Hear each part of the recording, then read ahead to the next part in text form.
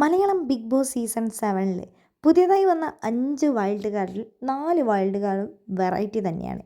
Big boss വീട്ടിൽ ഇതുവരെ വന്ന വൈൽഡ് കാർഡിൽ നിന്നും വ്യത്യസ്തമായിട്ടാണ് ഇവർ ചെയ്യുന്നതും ചിന്തിക്കുന്നതുമായ കാര്യങ്ങൾ.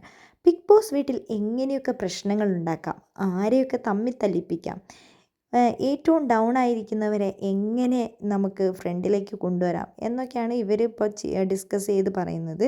അപ്പോൾ നമ്മുടെ ലക്ഷ്മി മസ്താനിനോട് പറയുന്നുണ്ട്, ഇനി നീ എന്തെങ്കിലുമൊക്കെ പ്രശ്നം ഉണ്ടാകുന്ന സമയത്ത് ഷാനവാസിൻ്റെ അടുത്ത് നീ പോടാ പോടാന്നൊന്നും അങ്ങനെ പറയരുത്. ഇന്ന് ഷാനവാസും മസ്താനിയും തമ്മിൽ ചെറിയൊരു പ്രശ്നമുണ്ടായി. അതിൽ അനുമോൾ ചെയ്യുന്നത് പോലെ, അനുമോൾ ഷാനവാസിക്കാനെ പോടാ പോടാന്ന് വിളിക്കുന്നത് കണ്ടിട്ടില്ലേ? ഒച്ചയൊന്നും പുറത്ത് വരില്ല, പക്ഷേ ആക്ഷൻ മാത്രം വേണം. ആ രീതിയിൽ വേണം അനുമോളുടെ ആ ഒരു വിളിക്കുന്ന രീതി, അത് നല്ലൊരു രീതിയാണ്. ആ ഒരു രീതിയിൽ വേണം നീ പോടാ പോടാന്ന് ആരെയാണെങ്കിലും വിളിക്കേണ്ടത്.